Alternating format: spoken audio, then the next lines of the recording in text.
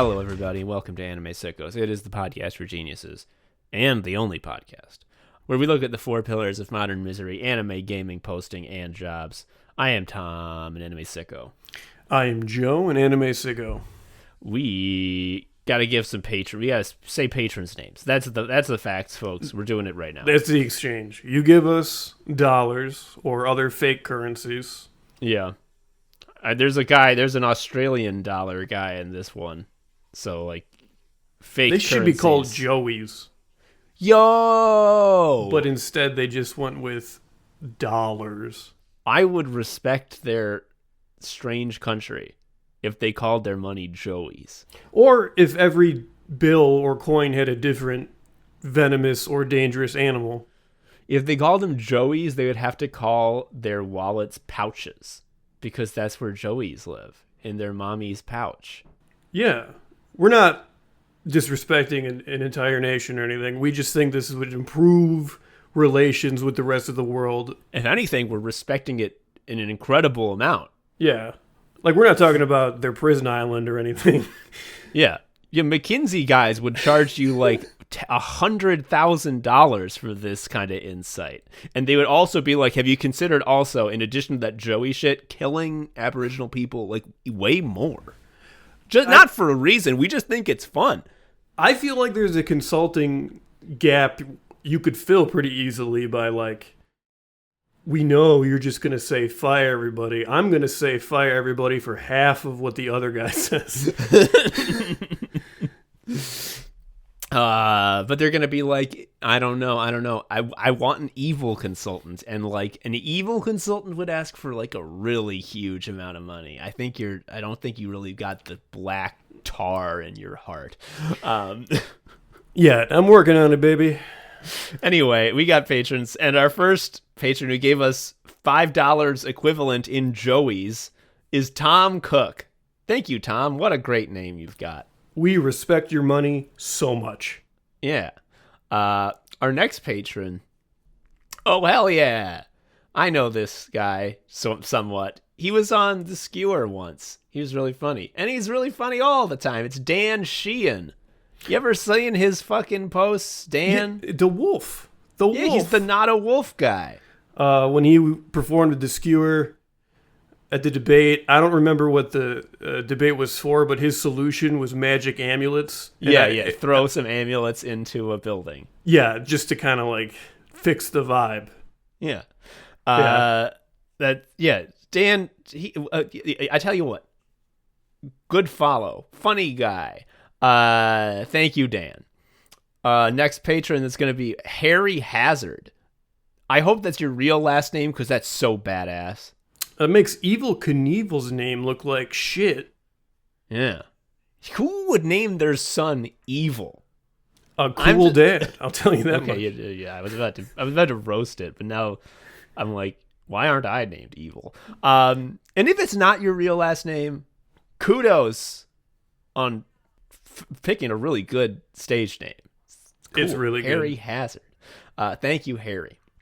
Thank you. Oh, Joe, our grift has been running dry the last couple of months. Our famous grift, our perpetual money machine. I'm seeing into the future. Are you saying former Guesto Mike gave us $5? No.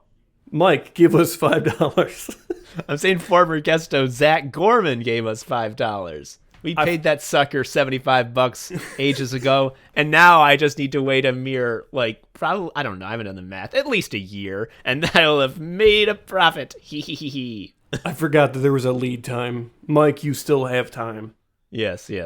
I'm sure one day the grift will pay off. Maybe, I wouldn't be shocked to learn that he's already patronizing us, in which case we really got the grift going.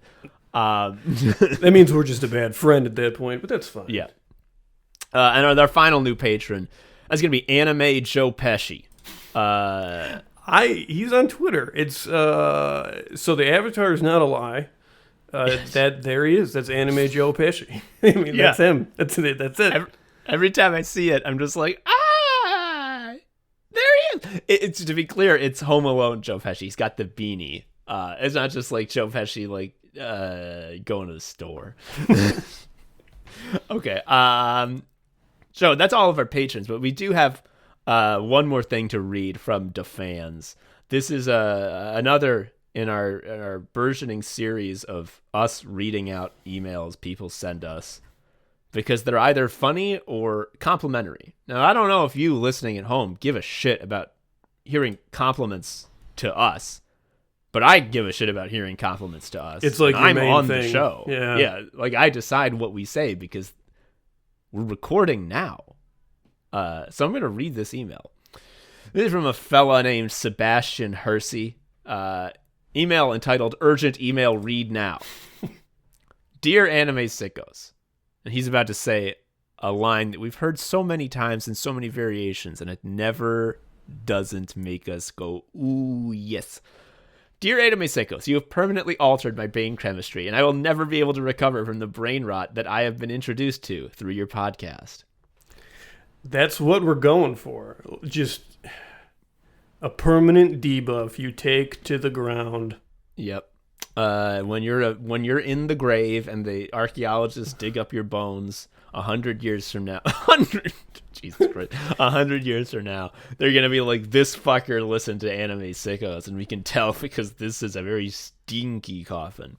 Listening to this show has had the same effect as what I imagined would happen if for a year I drank only the sludge from a sewer, dirty and bad, and smoked crystal meth, drugs, bad, without any other sources of food or water, healthy, good.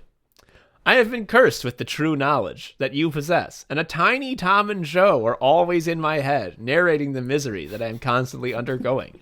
They tell me when someone is behaving like Goku, fake anime person, or who ate some weird fruits that give you powers. That's why we do it, folks.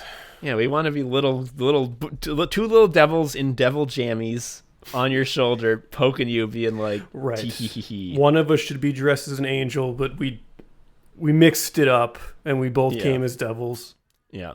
I was like, there's no chance Joe's going to dress up as the devil. He's going to pick Angel 100 times out of 100. And then Joe's going to be like, the costume shop gave me the opposite one that I asked for. And then I said, can I have the other one? And then they told me to leave, and I'm banned. I guess I keep the costume now. Ooh, speaking of lines that we hear several times but never get sick of, this next one. Ooh, your podcast is genuinely the greatest piece of media I've ever encountered. Which is to say, it is driving me to ruin. You are both right about everything. We hate that that's true, but yes. And I love you both, and my life is much, much worse because of you. I was thinking about giving you $5 so I could make you read a weird Patreon name, but it would be financially irresponsible to reward you for the type of behavior you've been exhibiting. Bye. Thank you, Sebastian. Those are fun. I like the letters. I actually like them more than money. Because praise has an unlimited value. Actually, I gotta read this part too, because we were like, "Oh, thank you. Can we read it? Thank you." And Sebastian replies and says, "Also, sorry to double dip, but I just listened to the 100th episode where people were saying you quote made them feel closer to humanity or whatever." All I've gotten out of this is when someone yells at me on Twitter, I think, wow, looks like someone ate the bully fruit or some other nonsense. In my college classes, I have to stop myself from answering every question about capitalism with the machine will have blood. How are people getting positive things from this? To which I replied, don't ask me, dude, I just work here. You can get through college really easy, though, because that's the answer to, like, everything. Certainly for the liberal arts programs. Yeah. Also, college is dumb. And we, of course, have touched on that incredibly accurately. Joe, I hope more people send us emails about how fucking smart we are. It's so good. It is. I think is it either the UPS store or the FedEx store? They basically sell fancy P.O. boxes that have, like, a real address. So instead of saying like Anime Seikos P.O. Box 6969420, it would have a more real address. And I've been thinking about opening one of those. Because I don't know. That'd be some fun physical mail, right? It would. I tell you what, I'm not going to lift a finger to do that shit. But if you want to do it. Yeah. I am. The reason I'm saying this aloud is so people will bother me to do it later.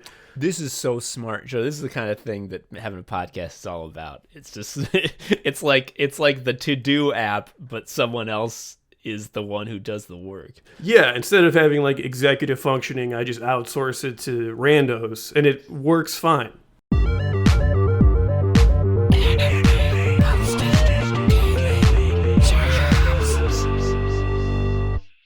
Joe, it is my understanding that you have been on a all expenses paid getaway with one of the all-time funny homies. With one of my dudes. So when I lived in Hell Tower, I lived in Hell Tower with my roommate Mike, who is an old childhood friend. And can I say what my impression of roommate Mike was? Correct. Before you told for me anything? sure. Yeah. So roommate Mike was a machine for playing Final Fantasy XIV.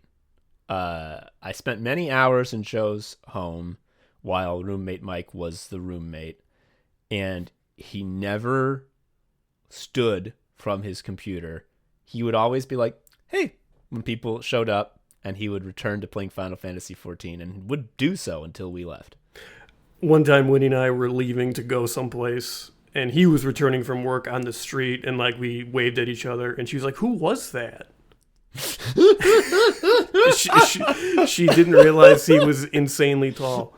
So the reason former roommate and good friend of mine had a trip is I guess his company does this trip as like an incentive for salespeople, but he's not in sales, but he's also like never takes time off. So they were like, you're going to Mexico, buddy. Yeah. And you gotta take vacation or we'll kill you. Yeah. And he was like, well, actually the first thing he did was ask Chuck, and Chuck couldn't do it. So then he came to me, the number 2. I mean, he's not wrong. Chuck is a real homie. Yeah, I totally get it. So it was a 2-person. Am I crazy that it's all expenses paid? I say that, but I have actually never heard you say whether it was. Yeah, it was that. It was at the Hard Rock Resort. The resort style is like a big ball pit for adults. Like it's the mall. Like you're not actually traveling because you're going to the mall. Or another way I would like to think about it is a cruise that's not even on a boat. Okay. Yeah. But to be clear, it feels like you got put in like a very plush hamster cage with like lots of really cool pellets and like a bigger wheel. For sure. And like that meant all you could eat, all you could drink. We ate very well. Mike doesn't drink. And I don't really drink now either because, like, anything more than 1.9 drinks makes me feel like shit. Dude, the Mitchell and Webb sketch about having a little under 2 drinks is, like, the realest thing in the world. And, like, the final escalation where, like, the president of the United States finally, like, finishes his second drink and then instantly the world is destroyed. And it's like, yes. Yeah. So we were there for, I think it was like 5 days. We stayed on the resort all the days except for one. We went into town because it's also funny that the trip was here because I've only been to Mexico once, and it was to this same town. So it was funny because we went into town, and I was like, we got to go to this churro place.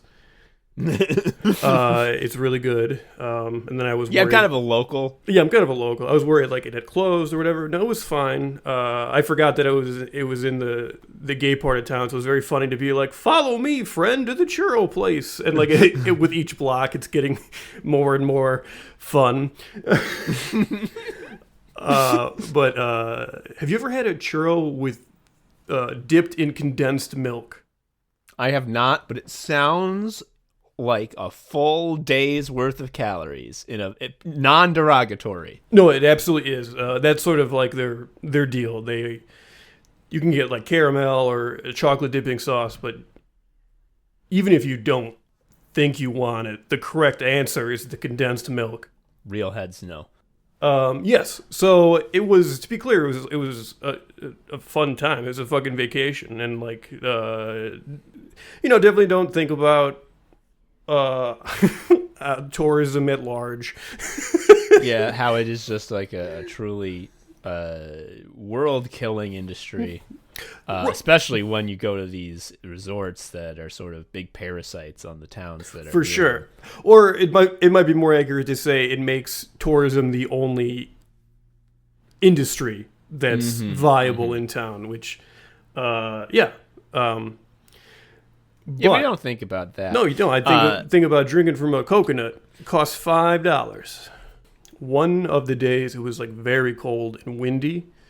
So we went to the beach for like 2 seconds and we're like, fuck this. This is not working out. So we just went back to the room and we just watched all of HBO's Barry. And the reason we watched it is because we just turned on the TV randomly. And we watched an episode that was like in the middle of season 1 without a lot of context. We saw Stephen Root. We saw some violence. And then we were like, all right, let's do this shit. And we just plowed through that while ordering room service. And it was like one of the best hang moments of my life, for sure.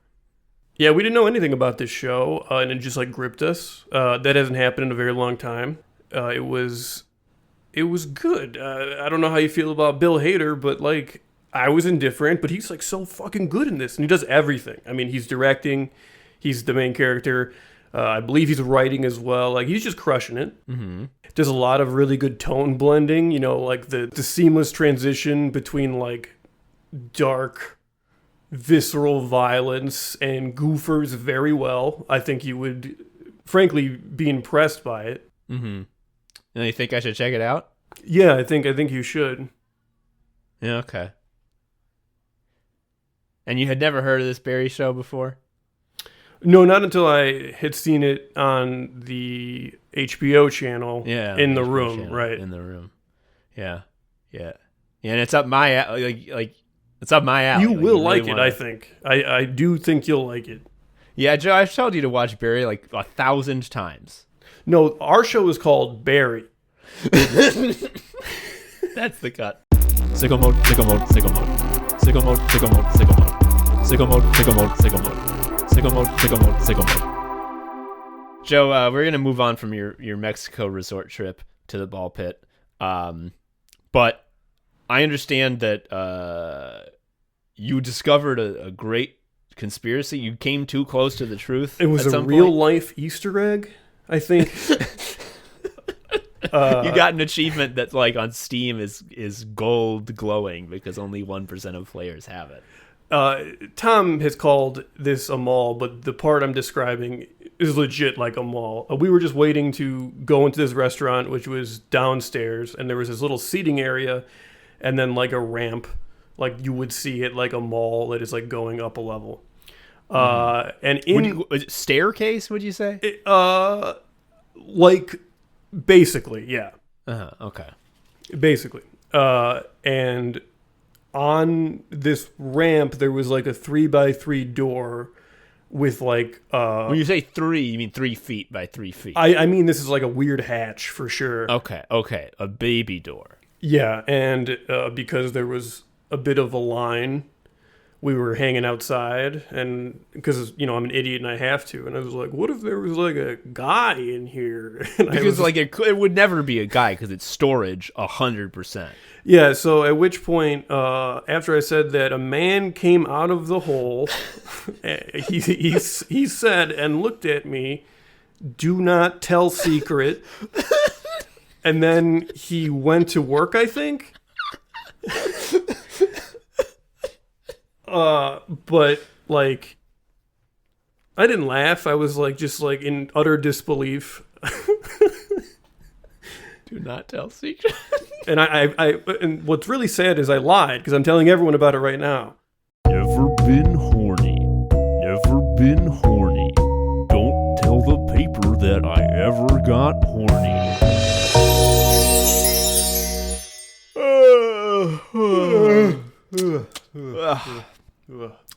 Good morning, Joe.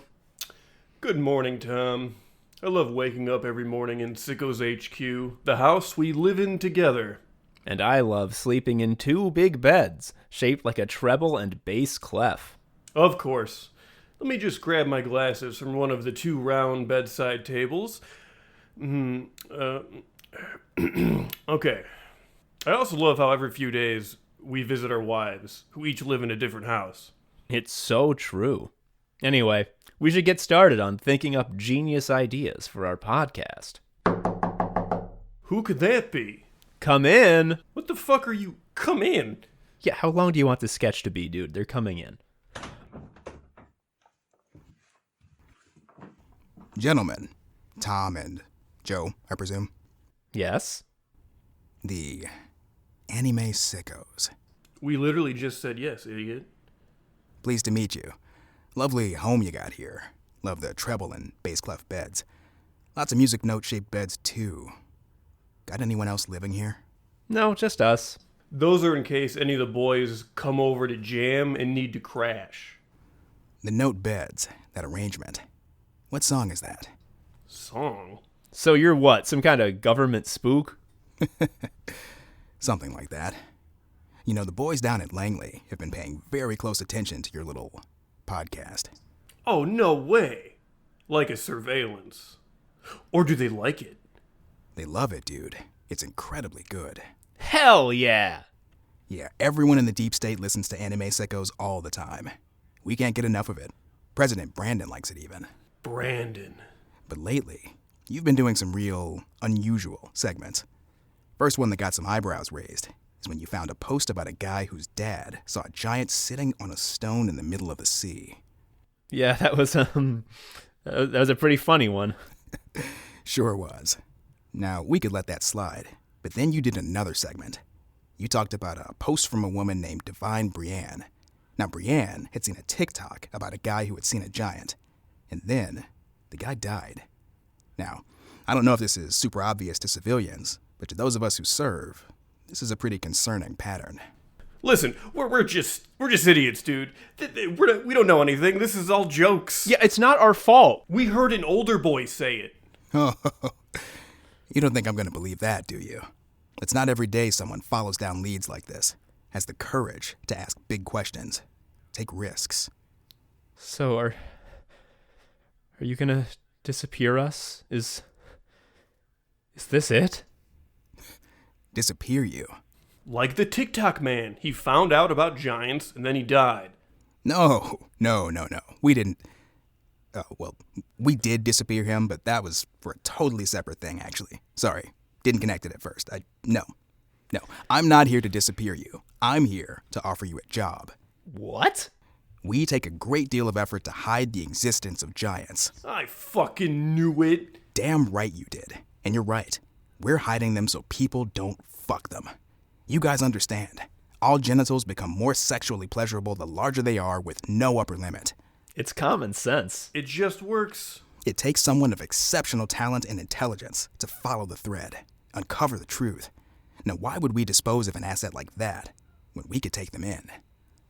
Well, what would this job mean? Like, we're just, helping to cover up giants? Buddy, you think giants are the only magical creature we're keeping under wraps?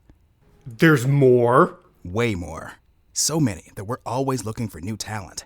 It's not easy work, but you guys have the skill to do it. We're interested. But you gotta sell us. Tell us more. All right, you're playing hardball. I can respect that. Well, how about this? I'll let you in on another secret. Oh my god, tell us. You want to know what else is real? Hobbits. Whoa! Huh. Really? That's right. Ever seen a short person? Yeah? That's a hobbit. Whoa! No way. So, all this time, little people have actually been hobbits.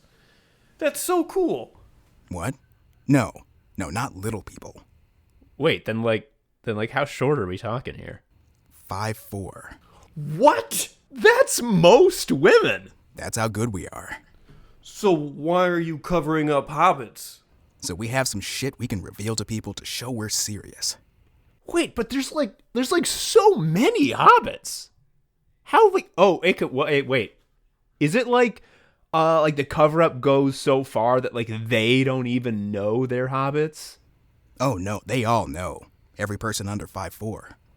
How? Why do they agree? How come they're all playing along? We tell them it's critical to do it for the ring. The ring? What ring? We have no idea, but they really respond when we tell them stuff is for the ring. Wow. Incredible. Hobbits. Never would have guessed. You guys really have it all locked down. I'm impressed. We're the best of the best. We see all angles, all eventualities, and do what it takes to protect the world.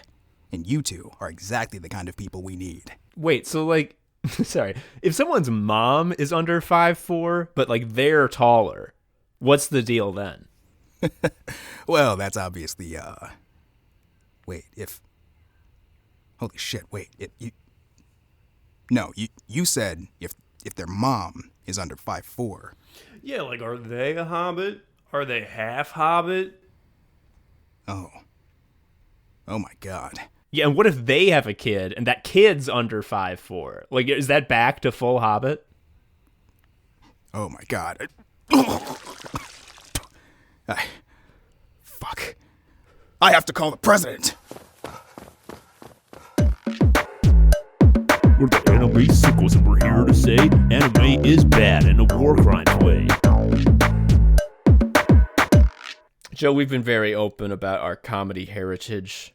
What gags and jokes formed us, stick with us to this day. And you know, it's very brave to do this because to have comedy heritage for guys our age means that we're talking about jokes that we thought were funny in 2011, which, like, that's always a huge risk. With each passing year, any insistence or reference to the good Simpsons years makes me seem crazier, right? Yeah. But, like, also with each passing year, it becomes more and more clear that apparently in 2011, like, every comedian was like, the only things that are funny. What if someone was fat? Yuck.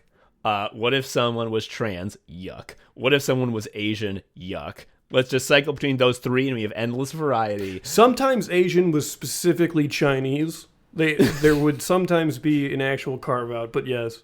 So, the thing I'm about to talk about is from 2011. So, I really hope that when I share it with you, it holds up. I don't recall there being any weird racist shit, but we'll find out. So I found this in a method that can't happen anymore, which is to say I found this fucking blog post from some guy, and I don't know who this guy is. I wasn't following him. I don't know about him, and I still don't. It was just like I came across it. You know what? I literally think it was from Stumble Upon. You remember that? That was such a much more fun, like, image of the internet. The idea that there's something great that you just haven't found yet, which we have completely accepted is not the case anymore. Now there is only feeds, which gives you grit and slop. Uh-huh. And so I found this random, like a miracle, this blog post, and I'm going to give you the very high-level explanation. What happened is someone mistook this writer for a fellow rap artist, sent them a demo asking for feedback. He gave feedback, but it was joke feedback. The original guy was like, interesting feedback. Anyway, when are you going to get your verse in? And he's like, oh shit, he thinks I'm going to do a verse. And then he recorded a verse following all of the advice that he had given in the previous email. And well, it's very funny. I have lines from this that I say all the time to this day. Like, my wife will hear me go, 4 days. Anytime I talk about 4 days, I have to say it like this, 4 days. And she's like, why did you say that? And I'm like, well, it's from a blog post I saw in 2011. And she's like, is it famous? I'm like, not at all. But like it hit me like a goddamn lightning bolt. It was just one of the funniest things I had ever seen. Every time I hear about Randy Newman, I have to go, rest in peace, Randy Newman. And no one knows what that means, but I'm like, I'm reliving like the glory of my youth, and I want to share it with you. And it took me a really long time to find this, to track this down, because I have no fucking clue who this guy is. I don't know what this is. It's very, very hard to find it. Because the one thing I remember... You search like rap feedback, funny, 2011, 2012 question mark? Pretty much. The one thing I knew is that the website was called Alex Has a Blog. And I was trying to find that, like search for that, and nothing doing. There's nothing coming up. And I was really... I thought maybe it had done the classic internet thing of it's dead. It's, lost media forever now. So sad, so sad. Well, I don't know if it was always this or if the blog got migrated, because I found it on Alex Has a Tumblr. And I would like to read and play the music involved for the class. Joe, are you excited to hear? You love rap that's not I love bad good. rap. Man.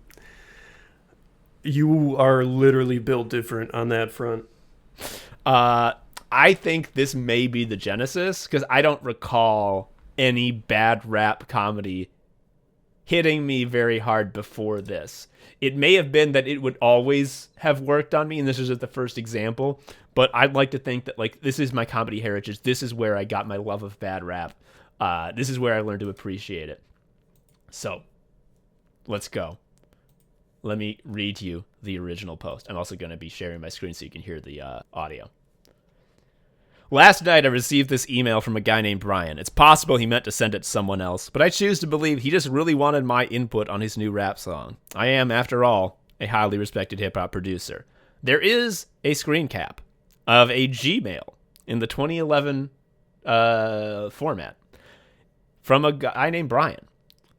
Instrumental track and the demo version with the hook and whatnot. Excuse the shitty temp vox by Brian. Here is the preview of the rap song that Brian sent to the guy.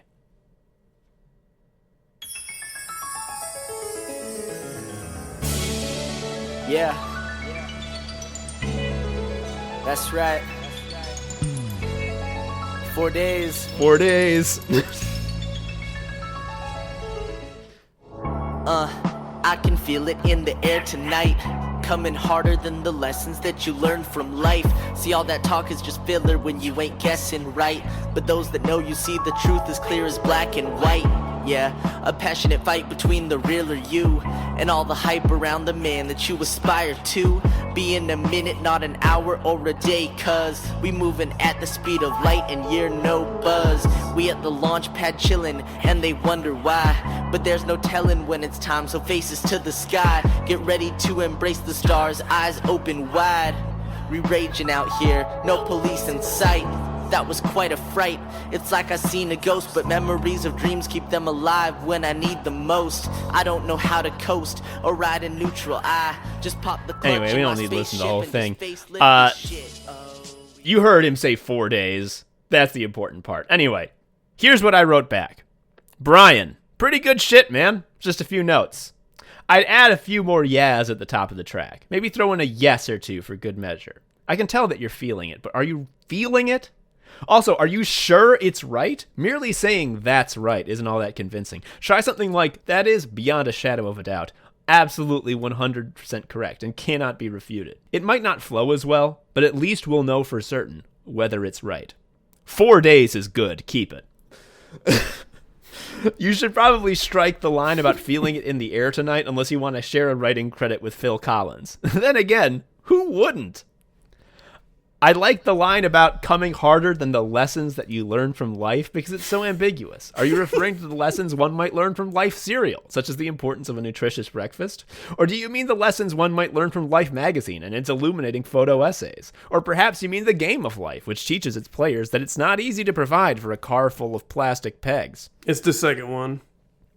Leaving it open to interpretation is a good move. It really makes you think. Next bullet, the truth is clear as black and white. Bit of a cliche, no. Here are some alternatives. The truth is clear as planes and kites. The truth is clear as bits and bytes. The truth is clear as Zima, aight?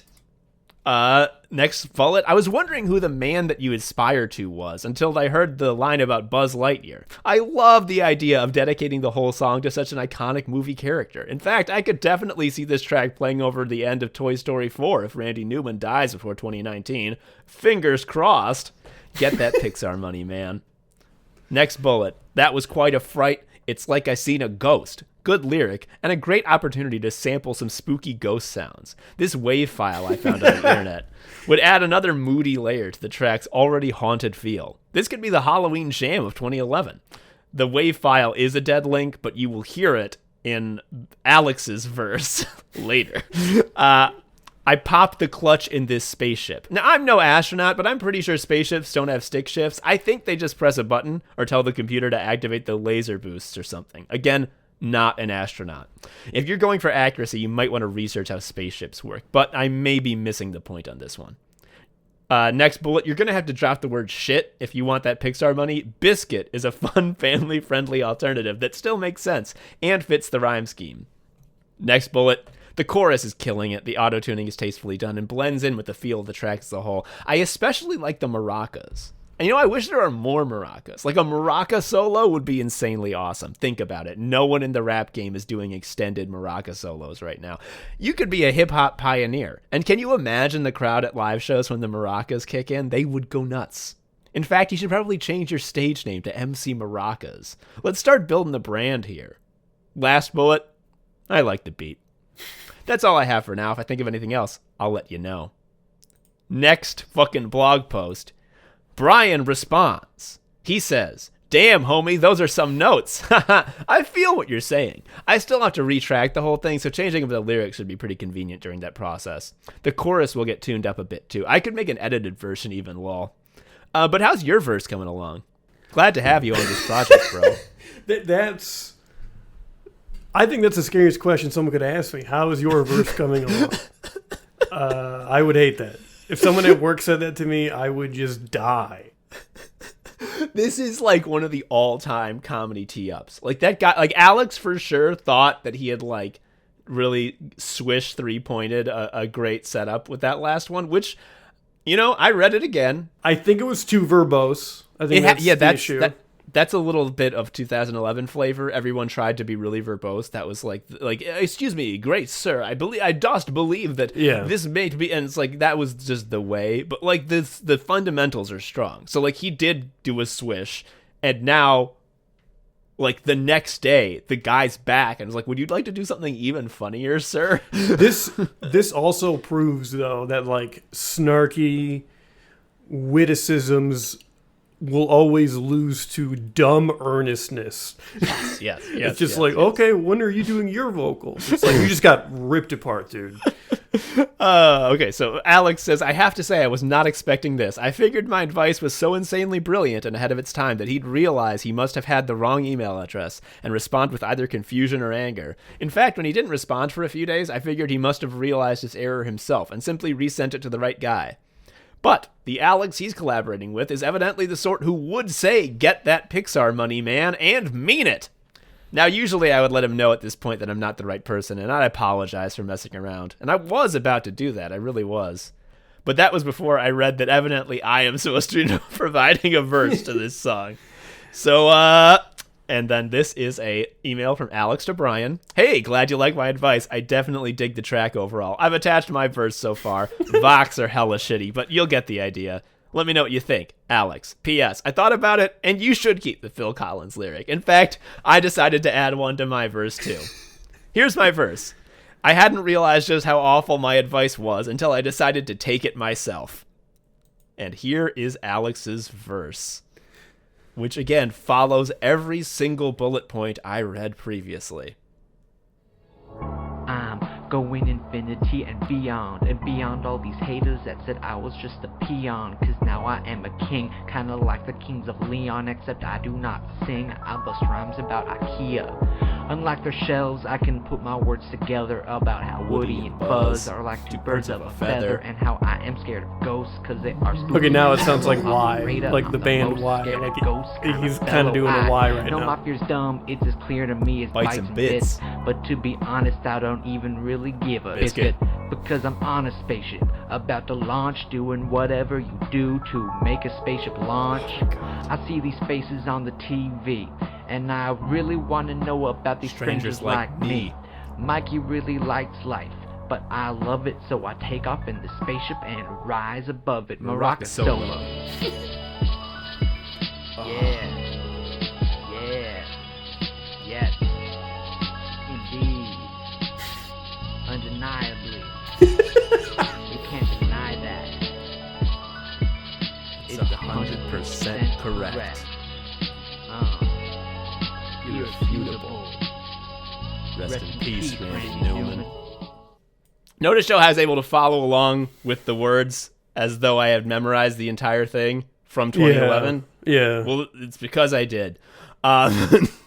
It's pretty good. I think this elevates the gag to an S tier because, like, before you just had, like, the verbose snarkiness with, like, bad advice, which is, like, fine, whatever.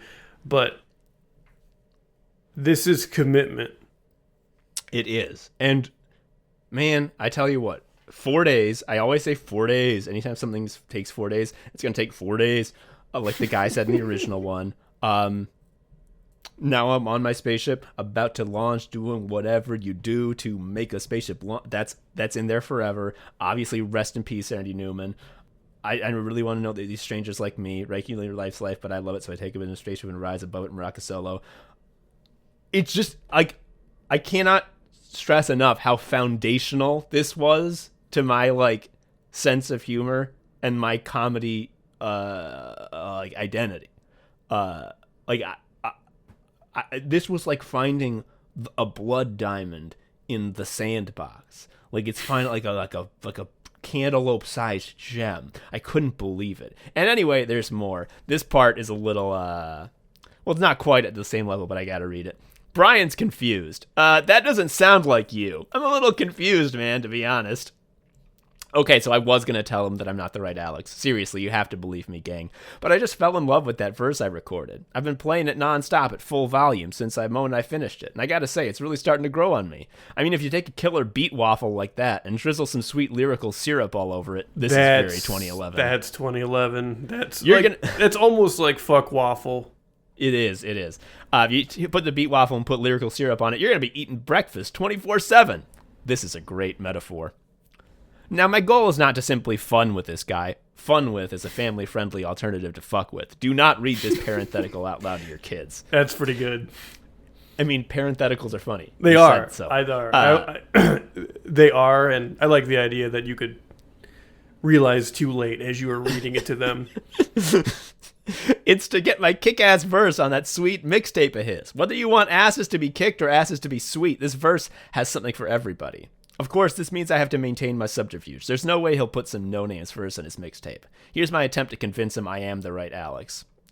Hey, yeah, sorry about that, man. I probably sound kind of weird because it's been a crazy couple weeks. My schedule has just been packed with all the unique things I usually do. You know what I mean, of course. I mean, all the stuff everyone knows is the sort of thing I tend to do on a daily basis. If someone asks me what I'm doing, all I have to say is the usual, and they know exactly what I'm talking about. I was doing that.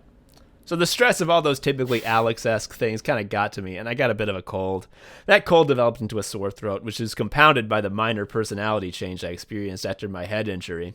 So if I sounded like a deranged version of myself, it's because I was sick and also slightly deranged.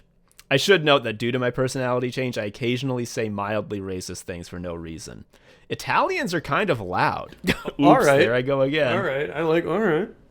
I mean, you can never be racist against Italians. You can always do the accent. Always do the voice. Also, I didn't have my verse ready, but I felt like I had to send you something, so I recorded it about 15 minutes. Unfortunately, my MacBook Pro was on the fritz due to all the Family Guy porn I downloaded.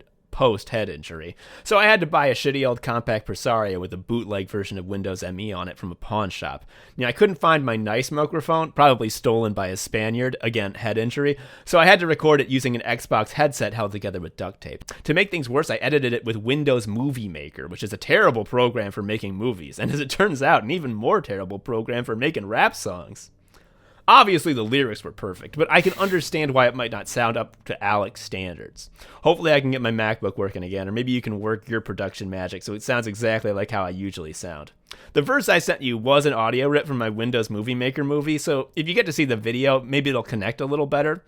We could even include it as a bonus feature on the concert DVD. If you still have concerns, please let me know. Alex. P.S. Please keep in mind that I did have a very serious head injury. Irish people drink too much. God damn it.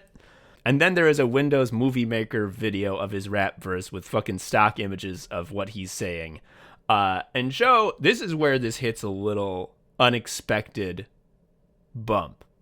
Because I knew basically how this was going to go just from memory. Because as I said, I memorized basically all of his rap. And I knew that it was going to be a little verbose, but I thought it was still going to be pretty funny. And I still stand by that. I think that's true, after read this through. But what I didn't know is that when I watched the video of his cool rap verse on YouTube, and this is still active, this isn't a dead link, you can still watch this. What I didn't know is that that fucker only has 799 views.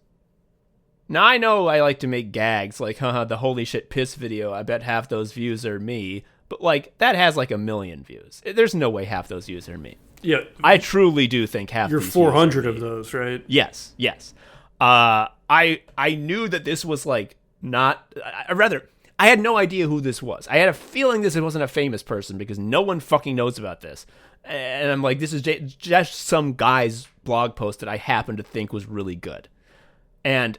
seeing that the numbers attached, 799, I'm like, motherfucking every single episode of Anime Sickos has been listened to more than this, like, 1 minute video has been watched. Like, historically, or statistically, rather.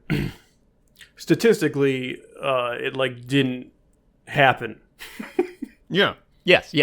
And yet it's, like, to me, this is, like, meeting the guy who did this would be like meeting... like an S-tier celebrity. It'd be like meeting David Byrne. It'd be like meeting David Bowie. And that, especially because he's dead, so meeting him would be really something. And so I looked at this, I couldn't believe it, 800 views. And I'm like, I wonder what else he's been up to. Has this guy made anything else? And I clicked on his YouTube account. I saw this guy's full name is Alex Nichols. And I'm like, Alex Nichols, okay, that sounds like a normal name. And then I see that he has posted pretty recently a video, like this year, a video of an improv troupe he's in. And I saw the name of this improv troupe is Law Dog. And I'm like, I've heard of them. They're a Chicago improv group. I've had one of their members on the skewer before. It would take me like 0 effort to meet Alex Nichols. He lives in Chicago. And then I further was like, who? So he's still doing comedy now. Like, who is he? Now, Joe, I don't know this to be certain. This might be a name alike. This might be 2 different guys. But there's a motherfucker named Alex Nichols who streams with Chapo Trap House and is on Twitter by the name Lowen Afchen. Is that the guy? I think so. I followed him like already. If that's you, if you wrote Rest in Peace, Randy Newman, Alex, can you come on the show? Cat.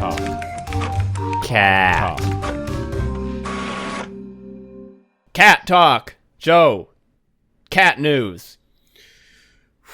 Okay, so we discovered that Ariel... We have 2 cats. If you're just joining now, how dare you? Yeah. But we have 2 cats. We have Ariel and Roman, which is short for Times New Roman.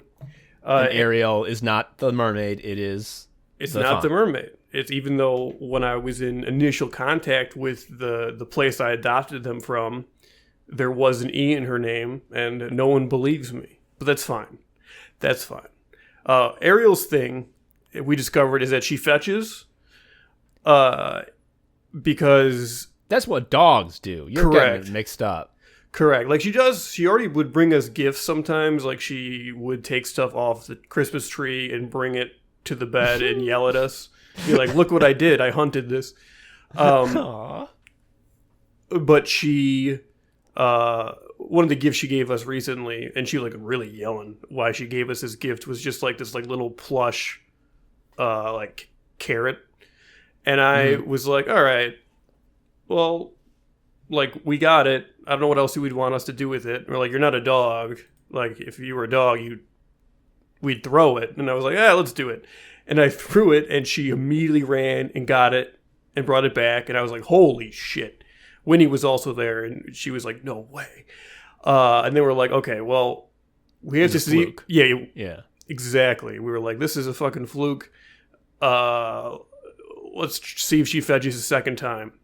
So I threw it out the bedroom, and it kind of like went down the stairs a little bit too. And she went out after it, but she did not come back. I was like, she gave up. You know, like, she is not fetching. She saw movement, chased after it, and then found something else to do. So we were like waiting there for like about a minute goes by, and I'm like, all right, let's see where she is. And as I am getting up and I peer into the hallway, she is rounding the corner with it in her mouth, and she's like about to hit laser stride, and she moves so fast. I've not seen her run that straight and that quickly like ever before. It was a laser. She was a fucking laser. Oh my god. And then Winnie and I just looked like the pointing guys meme. Yeah, because the soy like, boys. Yeah, we were just like, we were pointing because like she brought it back. Oh, what the fuck? Yes, she's so cute. Yeah, and like Roman doesn't bring us anything. He is such a slacker. Well, he brings you love by being the perfect boy. That's true, yeah. His favorite thing to do is hang out on the kitchen island and lightly tap your shoulder when you go into the fridge. Aw, what a good boy. Yeah. I got some cat news as well. So I'm about to tell you some shit that's going to sound fake. And I need you to believe it's real. And one way that I can prove to you that it's real is that I will willingly admit that some other shit I claimed was real was fake. I don't think I ever claimed it on this show, but I long ago. So Lucy, my kitty cat Lucy, when I go to bed, she always, every single day of her and my life since I adopted her, will jump up on the bed on my wife's side, walk on her pillow over her head. She will then walk onto my left shoulder and walk down my torso until she reaches between my legs, in which point she will curl up into a little cinnamon bun, purr, and go to sleep and stay there all night. And I used to be a side sleeper. I am now a back sleeper only, specifically so that I can accommodate Lucy, because I find it's such an honor that she chooses me to be where she sleeps at night.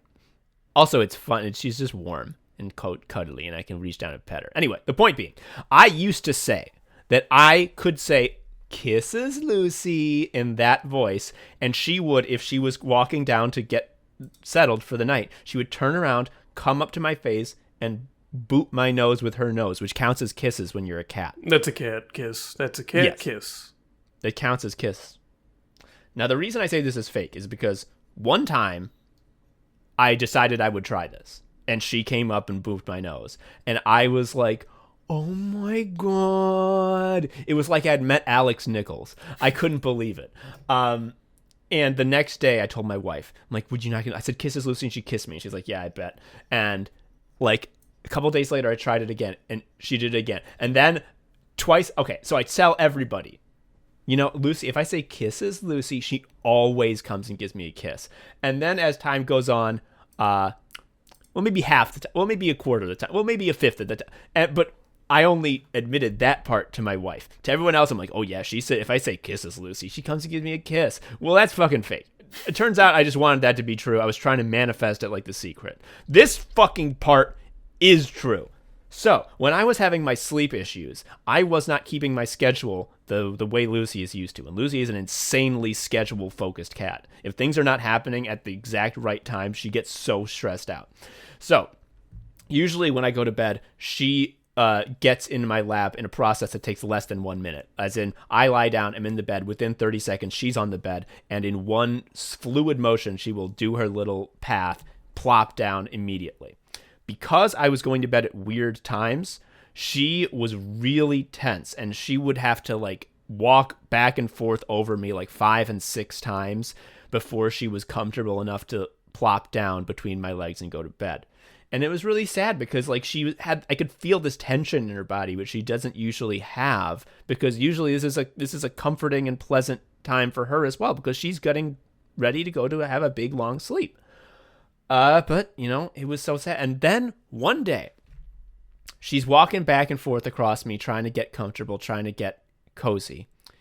And she walks on my shoulder and just stops. And I'm like, I wonder why she's doing that. And I got my eyes closed and the room's dark because I'm trying to get to sleep. And I'm like, why is she doing that? She's been standing there completely still for like 10 seconds now. What's happening? I open my eyes and I see that she is looking right at me. Her face is like very, very close to mine. She's just looking at me. And I give her a little smooch right on the nose. And as soon as I do, I can feel the tension in her muscles like fade away. She walks down to between my legs, cuddles up, goes to bed. Every single fucking night until I got my sleep schedule back on, Lucy extracted a kiss toll from me in order that she could become comfortable and feel safe. I'm disgusted by your happiness. Yeah. Well, your cats are cute. You got 2 cats. I'm disgusted by your luck because Lucy... 2 cats are nice because one cat is always winning, and you have to tell them that all the time. Like, you were in the lead because the other cat sucks. Yeah, like Dr. Venture saying, you hear that, Hank? Now Dean is better than you. Yes, it's absolutely that.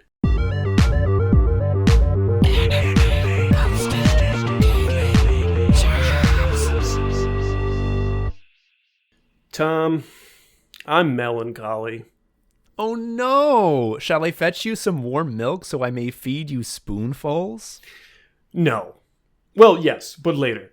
This is a different kind. Go on. We've been doing Anime Sickos for years, and in that time, we've enjoyed incredible success. And well-deserved, too, on account of our incredible ideas and funny gags.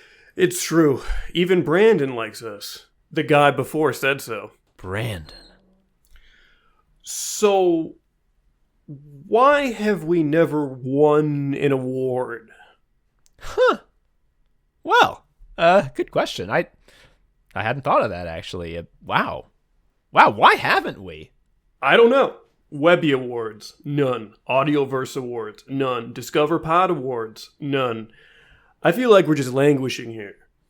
The show's not going to last forever. Every year that goes by without recognition, the further we sink into obscurity. Fuck, you're right. Okay, this is now our top priority. We have to become award winners. But how? We're already making the only podcast. What else can we do? Let me do some research. 1 second. How to get award.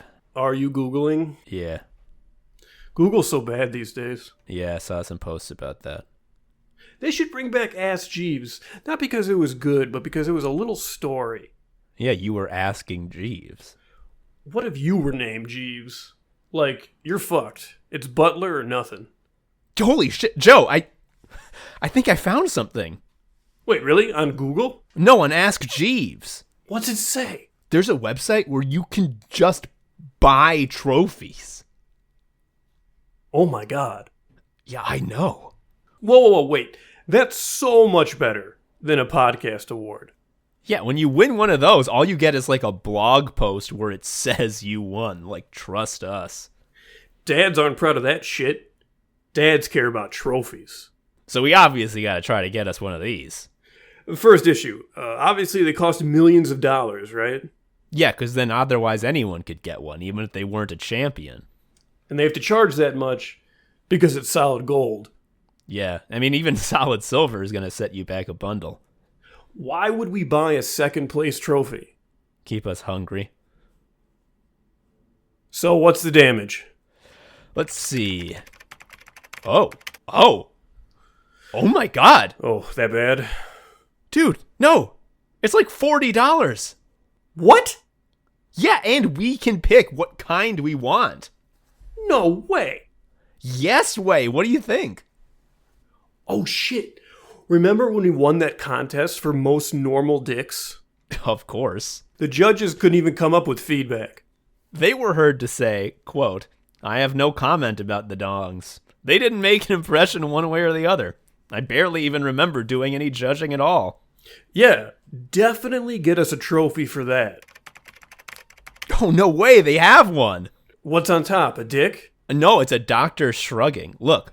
He's got his clipboard out, but he can't think of anything to write. The craftsmanship is incredible. Like, you can see the expression on his face. He feels embarrassed to even have his pen out. Place the order, dude. Already done. Awesome. Can't wait for it to get here. What a perfect way to remember how well we did in the most normal dick contest. Wait, that contest never happened. Who are you? Sicko mode, sicko mode, sicko mode. Sicko mode, sicko mode, sicko mode. Sicko mode, sicko mode, sicko mode. Sicko mode, sicko mode, sicko mode. Wow, wife post alert, wife post alert. We got a new Hall of Famer. This one is real. I think the thing about wife posts is that because we've sort of established the canon so early, and we've done such a good job explaining what's important about the wife post genre, that anytime something else comes and is just walking over well-worn territory, there's no reason for us to cover it. So if a wife post really stands out and becomes an all-timer, it's because it's like really breaking new ground, and it's very rare, but we got one, folks. Yeah, a key genre element of the wife post is that the husband has to talk about the wife as like this unknown entity that they don't quite understand, but that nonetheless influences their life very greatly. Yes. You might think people who make wife posts consider their wives as partners and friends, human beings with which they share their lives. No. Evidence suggests that's not the case. Yeah. You're making a wife posts. The thing that turns it from a post about a wife into a wife post is the conception of the wife as a strange djinn of some type who just, you can't ever understand what they are, but you know that they change the vibe sometimes.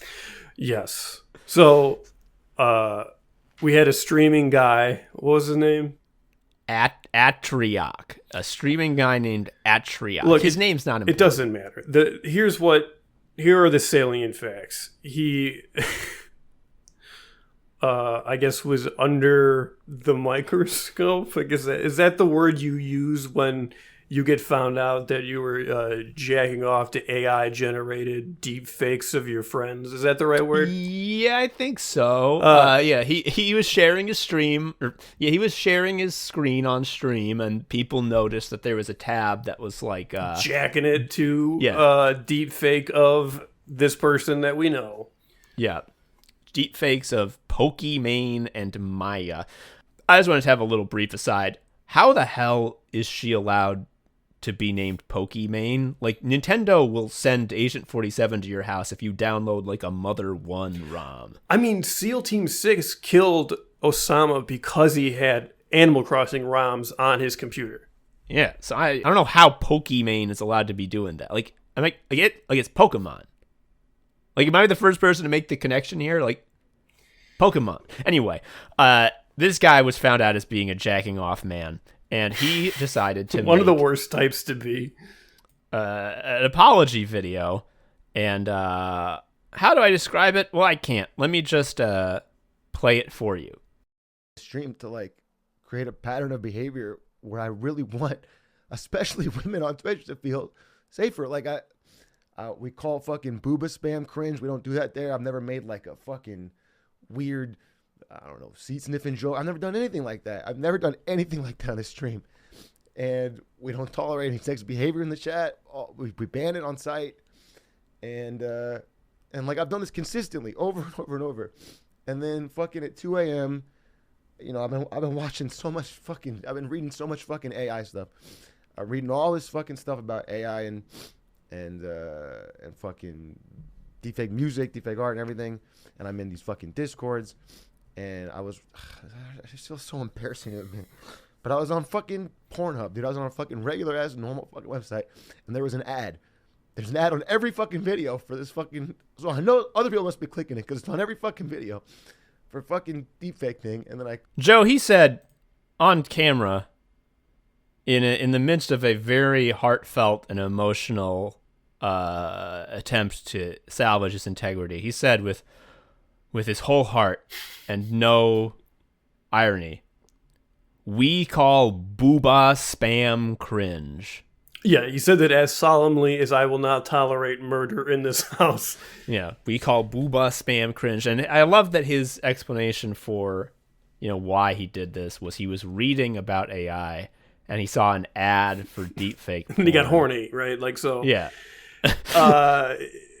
Yeah, he's just, I like that he takes us through the jack off journey. It's like, look, yeah, it looks bad, but if you consider I saw an ad that made me horny, I think you'll understand that I'm the victim here. Yeah. All of this is to say, like, where's the wife post? Like, he's not talking about a wife. Yeah, this is just an apology. Those are a dime a dozen. So here's the thing, folks. You may not know this if you're just listening. Because you are. For whatever reason, during this apology you just heard, his wife is out of focus in the background and crying the whole time. She has very cool glasses. I think her glasses are very cool. They're very eccentric. I like them a lot. You'd be able to tell their quality a lot more if they were in fucking focus, but they're not. But this is what we mean by like the ultimate example of like, I don't understand this wife person in my bed every day. Yeah. The wife is a prop that I have that does some strange behaviors I can't quite understand. And sometimes. It's worth reiterating that like this, I don't know if you want to call it a scandal, whatever. This jack off goof up does not involve his wife at all, right? So she is doing this so that the statement has, I guess, credibility. I get it guess so, but man, oh man, does it come off so weird. Because, like, when a politician is like, I'm so sorry for what I've done, and they have the family standing next to them when they're doing the fucking podium thing. It's like that. Like, these are the people I betrayed. I'm sorry. They still love me, though.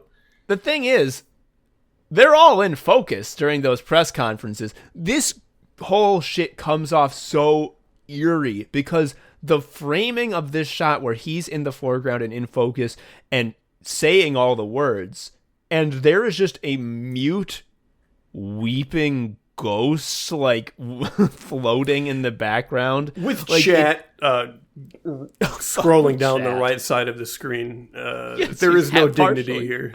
She's partially covered with chat repeating lines and lines of Pepe emojis. Oh my god. So here's the thing about streaming. It seems like the making you insane factory. Like, I don't understand how anyone professionally can stream. I'm not talking about someone who like plays video games 2 hours a week or like a couple of weeks. Like, people who professionally stream. I don't think it's possible for you to have a brain that does not get absolutely shredded to shit. Because you're spending probably like over half of your waking hours performing at your job.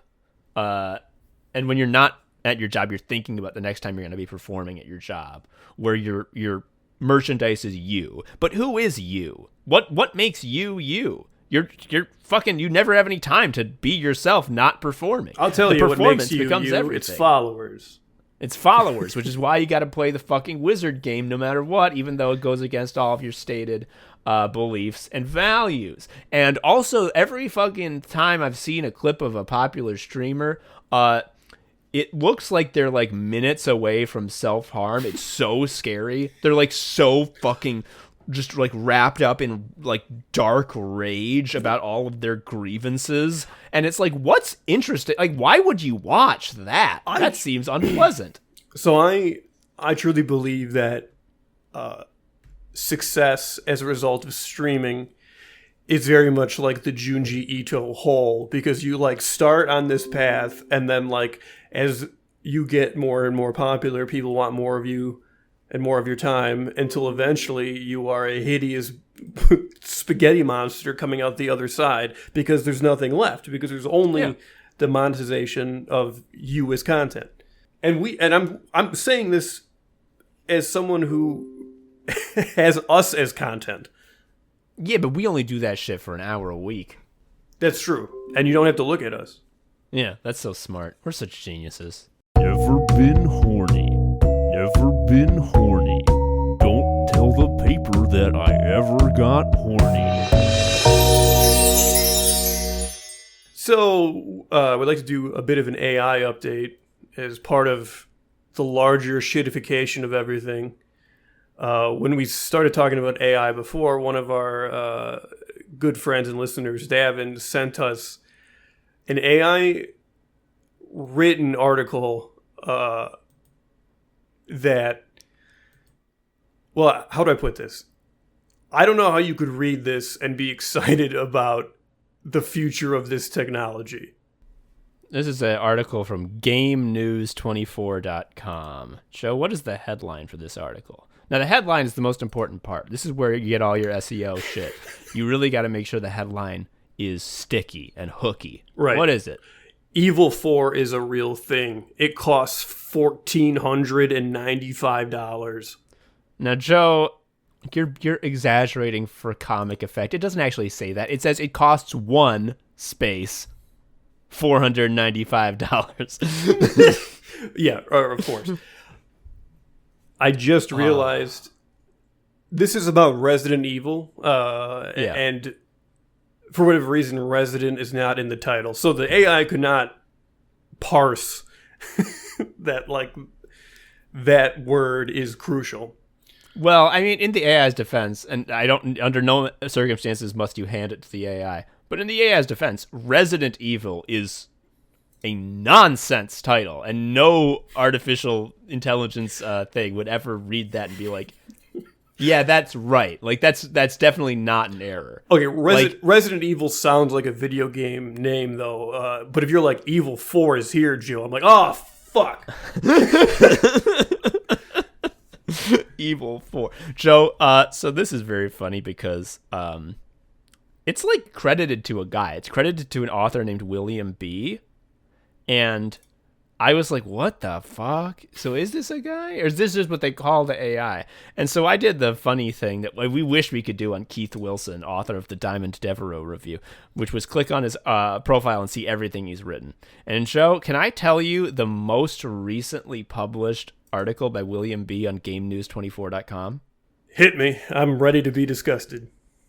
Washing machine, : with this, you don't need a dryer. They are famously different appliances. Having a washing machine, I think, would make a dryer more necessary than ever. I know Europe Joe, doesn't really use them, but, like, that's a stupid article. Joe, I just want to be clear. This is GameNews24.com. We have headers like Game News, Esports, League of Legends, World of Warcraft, Pokemon, Entertainment. And this is the first paragraph of washing machine with this, you don't need a dryer. The fact that everything is more expensive has forced people to try to save wherever they can. Some machine-made machines such as dishwashers, clothes dryers, and dryers are usually those that consume the most of the kitchen's food. Don't let them down. We'll really reduce our electricity bill. We'll probably have to get a wash machine for this task. It's definitely worth it, and it's easier than you think. There's a sub-headline, washing machine. With this, you can't wear a dryer. Sometimes things are so obvious that we don't leave them to use them. Among the biggest problems of the winter is drying fresh clothes. It's hard to dry it off from the ground, whether it's raining or other issues.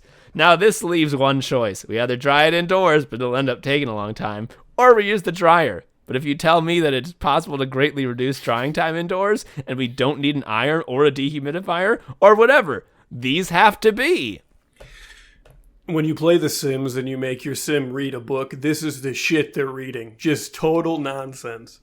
This is what makes every blue check tech freak. Like, this is what is causing them to seriously consider forming a cult and worshiping William B. as their god. Right. And that's not even touching on the horny development that I think has continued since we spoke about this, which is everyone is very excitedly pointing to like AI generated women with massive tits, but they have like too many fingers and they have like 100 extra teeth, and that doesn't matter, I guess, because everyone the takeaway is like, finally I can jack off. All these years, because the tyranny of human women. Yeah. Has kept me from jacking my donger, but now I finally can because the AI has generated a beautiful woman with the smallest bra I've ever imagined and a normal amount of teeth and fingers. I never would notice the difference, and a beautiful stalk coming out from the small of her back leading down to a huge anglerfish. There was one where a bunch of women were shoulder to shoulder, and if you just take a moment and look at the woman's arm, which is reaching behind her, it is in fact insanely long and reaches the woman all the on way. the left. It reaches past all women, and yeah, like it just produces that. And like, I guess if you just immediately start beating off, like without like examining what you're looking at, I suppose that might work. Yeah, this is for people for whom the quality of something is, again, irrelevant. It's the fact that there was nothing and then a robo for free made there be something. There used to be no article to show, and now there's an article that says Evil 4 is a real thing, and it costs $495. That is... Oof, I love that. We're the anime sickos, and we're here to say anime is bad in a war crimes way. That's Oops All Goofs 5. Oops All Goofs, one of our least popular miniseries. No one likes this. We're sorry, but we have to do it because, like, we like it. Well, yes, we like it. But what happens is we come up with like these little chunks that have to be expelled, like bile, or there's going to be problems. Yeah. Like, I've been meaning to talk about that fucking rap, rest in peace, Randy Newman, for like my whole life. And I know you're saying, how could it be your whole life? Because you saw it in 2011. Like, I think that's when my life really began. Yeah, I mean, everything before that. Wait, did you get Majora's Mask before that? Yeah, you did. Oh, okay, so, yeah, no, okay. The fucking 4 Days rap is total bullshit. Actually, all that praise I said for it, go ahead and transfer that to Majora's Mask. Yeah, that Christmas is when your life began. Yes. Thank you for listening, folks. I've been Tom, an Anime Sicko. I've been Joe, an Anime Sicko. We'll see you next time. Bye-bye. Bye. Thank you for listening to Anime Sickos. I've been Tom, a sicko. You can follow me on Twitter at TomHarrison19. Joe is also a sicko. You can follow him on Twitter at Sharia Uncle. You can follow Anime Sickos on Twitter at Anime Sickos, or email us at animesickos@gmail.com. Please leave us a review or something. I don't know. Tell a friend. Anyway, until next time, bye.